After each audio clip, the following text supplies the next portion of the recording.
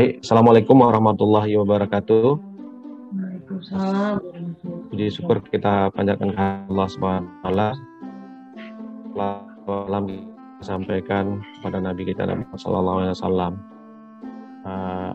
Para pemirsa, hanya kesehatan yang kami hormati.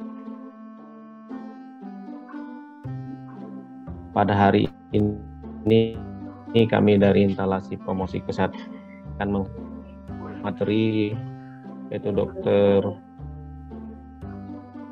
ini spesialis kulit dan kelamin dengan tema kenali dan Johnson Syndrome atau yang disebut dan dikenal dengan SJS. Assalamualaikum dokter. Waalaikumsalam Bang. Baik, kita masuk dengan tanya kesehatan kita dok, yaitu tentang kenali dan cegah Stevens-Johnson syndrome atau yang disebut dengan SJS. Baik dokter, mungkin para pemirsa ingin mengetahui lebih lanjut tentang apa itu SJS dokter, atau sindrom atau Stevens-Johnson syndrome dokter. Ya, makasih Bang. Halo dokter. Ya, halo. Bisa kedengaran suara saya? Kecil ya? Ya. Mungkin ya para pemirsa ingin mengetahui apa itu Stevens-Johnson syndrome dokter. Ya, ini Jelas suaranya dan lebih ini. Ya. Kita bahas tentang Stevens-Johnson syndrome. Namanya tuh sudah agak-agak gimana gitu ya, seperti dari luar negeri. Jadi mungkin untuk orang awam istilah ini jarang kedengaran. Jadi sebenarnya Stevens-Johnson ini kalau bahasa awam itu termasuk salah satu alergi obat. Nah, tapi karena yang menemukan si Bapak Stevens-Johnson ini, maka dikasih namalah penyakitnya Stevens-Johnson syndrome. Kenapa sindrom? Karena ada beberapa gejala yang muncul pada penyakit ini, ya. Jadi dia menyerang kulit dan juga bisa menyerang organ tubuh. Nah, seperti itu kira-kira.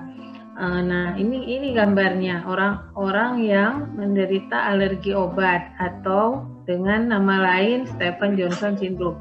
Jadi alergi obat itu ada macam-macam, banyak modelnya. Nah, ini salah satunya.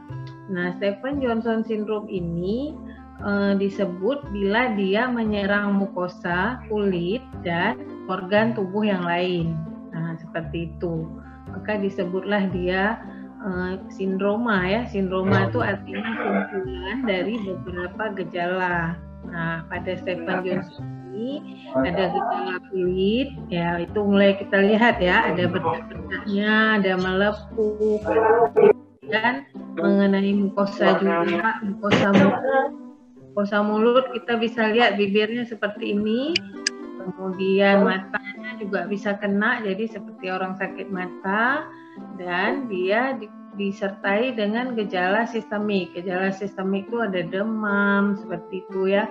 Kemudian bisa juga mengenai organ-organ tubuh yang lain. Nah, kira-kira seperti itu, Bang Superman.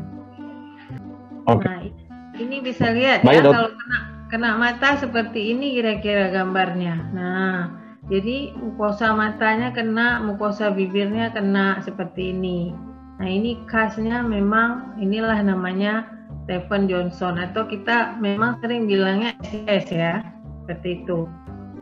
Baik dokter, berarti Stevens-Johnson syndrome ini adalah nama lainnya bisa juga disebabkan oleh alergi dokter ya. Ya. Dan gejalanya tadi dokter sudah menyebutkan beberapa gejala, namun pertanyaan selanjutnya memang dari kami ingin mengetahui lebih lanjut apakah gejala dan penyebab daripada SJS ini dokter, Stevens-Johnson syndrome ini dokter. Ya, baik. Stevens-Johnson ini seperti saya katakan tadi di depan, itu penyebab paling sering adalah obat. Ya, obat itu bisa berbagai macam obat, termasuk obat antibiotik itu yang paling sering. kemudian obat penurun panas atau obat anti nyeri ya, seperti obat sakit gigi, seperti itu, obat demam. Kemudian yang nggak kalah sering juga itu adalah obat-obat pada orang dengan gangguan jiwa. Itu sering dapat karbamazepin, gitu-gitu ya, haloperidol. Nah, itu obat yang paling sering menyebabkan Stevens-Johnson syndrome. Nah, gejalanya khas itu adalah trias. Kalau kita bilangnya trias itu adalah 3 gejala. Jadi saya seperti saya katakan tadi itu ada sindroma ya, sindroma Stevens-Johnson. Sindroma itu adalah kumpulan dari beberapa gejala. Nah, pada SJS ini gejala yang pertama adalah dia menyerang kulit. Nah, kulit yang diserang itu bentuknya awalnya mula-mula hanya berupa bercak kemerahan yang kemudian semakin hari semakin bertambah, bisa sampai melepuh seperti terbakar. Seperti itu. Nah, kemudian gejala yang kedua itu adalah mengenai mukosa. Mukosa itu adalah seperti bibir, kemudian mata, nah daerah-daerah seperti itu, dan salah satu mukosa lagi adalah di daerah kelamin. Nah, jadi kita melihatnya seperti itu. Kemudian gejala lain yaitu gejala demam. Jadi pasien mengeluh seperti flu, seperti itu ya, kayak mau flu saya gitu, nggak enak badan. Ya, jadi seperti mau flu. Nah, itu adalah 3 gejala dari Stevens-Johnson syndrome. Gitu Bang Suparman. Baik dokter, berarti dari gejala dan penyebabnya tadi jelas dokter ya, gejalanya sudah kita lihat juga dari gambar yang sudah dokter paparkan. Baik, ya. Mungkin dari segi penyebabnya itu hanya dari dari obat saja dokter, alergi obat saja. Apakah ada penyebab yang lainnya dokter? Ya, penyebab yang paling sering itu adalah obat. Tapi dia juga bisa disebabkan oleh hal-hal lain seperti infeksi virus, kemudian bakteri, yang lain-lain. Nah, itu gejalanya mirip. Jadi misalnya ya, pasien datang tuh seperti nggak enak kerongkongan, seperti itu juga bisa salah satu gejala. Jadi kan kerongkongan ini juga ada mukosa ya, jadi dia akan mengeluh nyeri telan seperti itu. Jadi kadang-kadang itu bukan karena obat, jadi dia memang gejala virus. Nah, dari infeksi itu yang paling sering itu adalah herpes biasanya, virus herpes itu penyebab yang paling sering. Itu kita butuh anamnesis dulu ya, kita tanya dulu gejalanya muncul seperti apa, ada minum obat sebelumnya dan lain-lain. Jadi jadi itu untuk menentukan penyebabnya ya, kira-kira gitu Bang. Kalau kita lihat dokter, ini kan kalau kita lihat dari beberapa penjelasan dokter tadi, itu kita lihat penyakitnya ini memang dari alergi. Apakah penyakit Stevens-Johnson syndrome ini bisa sembuh dok? Ya, jadi sembuh atau tidak, dia ada namanya prognosis ya. Prognosis itu untuk menentukan kira-kira berapa persen kemungkinan dia bisa sembuh atau tidak, seperti itu. Kalau gejalanya ringan, jadi dia kalau karena obat itu muncul beberapa hari sampai beberapa minggu setelah dia mengkonsumsi obat tertentu. Misalnya dia minum antibiotik nih, 2 hari, 3 hari atau seminggu, dia mulai merasa nggak enak ya, mulai demam, seperti itu, udah mulai muncul gejala. Nah,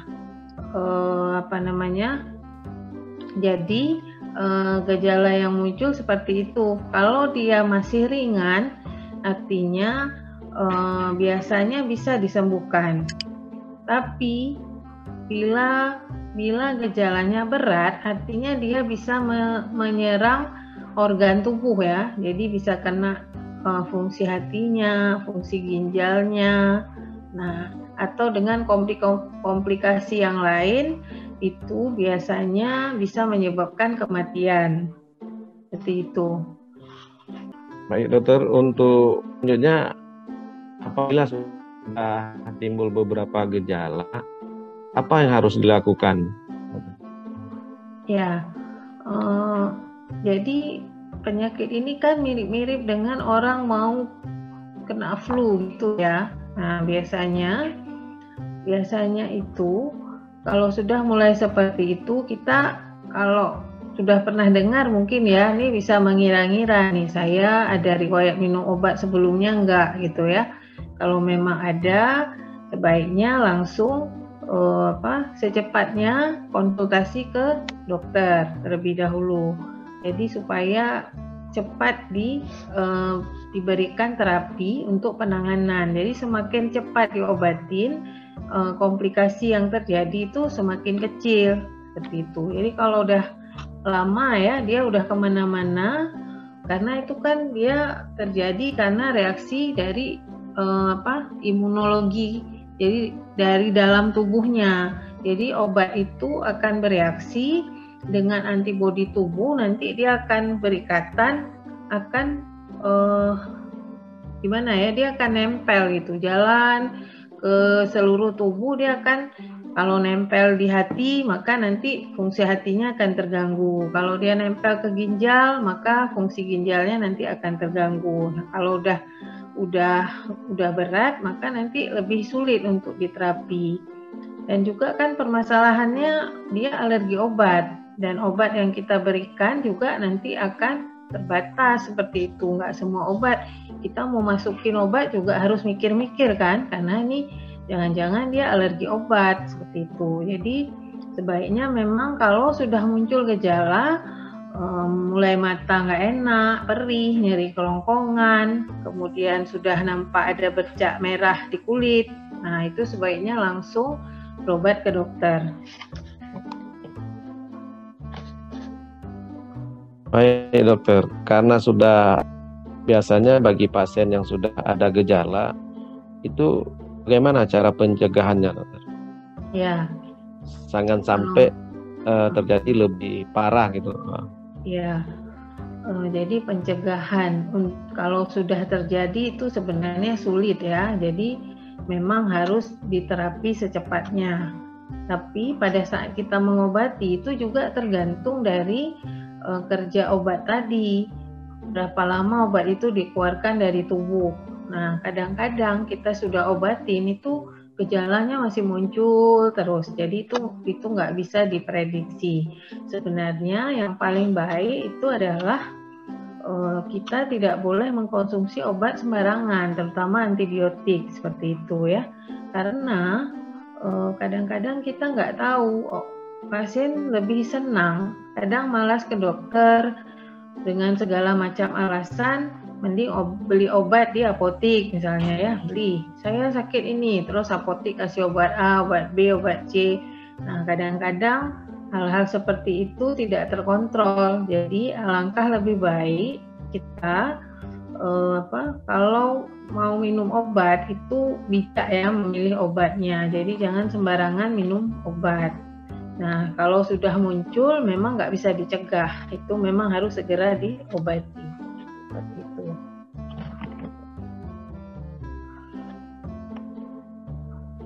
Baik dokter, tadi kan kita sudah berarti apabila sudah timbul gejala agak sulit untuk lakukan pencegahan, tetapi kita harus cepat ke dokter mendapatkan obat.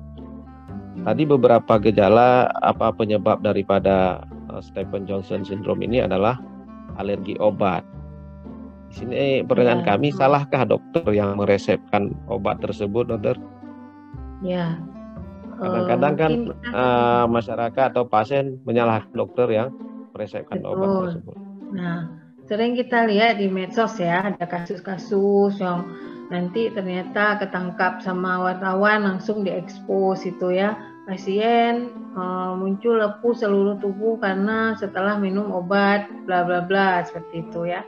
Jadi seperti saya bilang, orang yang alergi obat ini tidak ada yang tahu kalau belum terjadi. Ya, belum terjadi itu nggak tahu. Jadi nggak ada satupun dokter yang tahu seseorang alergi obat atau tidak. Nah, makanya kadang dokter kalau meresepkan obat kan sering tanya, ibu sama ini pernah alergi obat tertentu nggak? Seperti itu. Jadi itu sebenarnya awareness-nya di situ. Nah, kalau memang pun dokter itu tidak bertanya dan memberi obat, itu juga nggak bisa dihindari kalaupun terjadi. Tapi ya seperti saya bilang, dia harus segera berobat. Nah, kita nggak bisa menyalahkan seorang dokter. Tapi yang jelas dari pengalaman tersebut, kita berobat sembuh, dan itu jadi satu catatan kemanapun kita berobat bahwa saya alergi dengan obat. Jadi kemanapun kita pergi, kita harus ngasih tahu ke dokter. Nah, nanti misal udah sembuh nih ya, bulan depan sakit gigi misalnya, berobat lagi ke dokter gigi. Dok, saya alergi sama obat A. Nah, itu wajib kita memberitahukan ke dokternya supaya dokter tidak mengeluarkan lagi jenis obat yang sama. Nah, kira-kira seperti itu. Tapi kita nggak bisa menyalahkan seorang dokter karena muncul reaksi alergi Stephen Johnson ini. Ya, kira-kira seperti itu, Bang Suparman. Baik dokter, arti kita sudah jelas tadi beberapa ini kita sudah mengetahui tentang kita ketahui tentang Stephen Johnson syndrome. Untuk pesan terakhirnya dokter bagi pendengar semua, untuk pesan terakhir apa ada trik-trik cara kesehatan kita tetap menjaga supaya kita dapat mencegah daripada Stephen Johnson syndrome ini dokter? Ya, yang pertama terutama di negara kita ya, karena kita bisa membeli obat secara bebas, maka angka kejadian Stephen Johnson ini bisa jadi sering seperti itu ya. Jadi saya menyarankan kepada semua yang mungkin mendengarkan acara ini supaya bijak dalam memilih obat. Jadi tidak mengkonsumsi obat sembarangan. Lebih baik bila sakit mengkonsultasikan diri ke dokter. Dan alangkah lebih baik bila kita menceritakan pengalaman bila kita sudah pernah terkena alergi atau sejenisnya apa gitu. Setidaknya ada info untuk dokter sehingga dokter tersebut lebih hati-hati dalam memilih obat yang akan diberikan. Kemudian yang terakhir mungkin Stephen Johnson ini memang kelihatan mengerikan ya seperti itu. Tapi dia kalau sembuh ya kulitnya bisa normal kembali. Jadi dia prosesnya seperti ganti kulit baru, kemudian dia nanti akan berganti menjadi kulit baru yang ya tetap sama seperti semula, jadi nggak usah khawatir.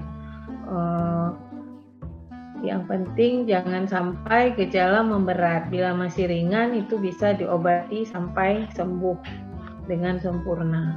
Seperti itu mungkin kira-kira Bang. Terima kasih dokter untuk tanya kesehatan hari ini.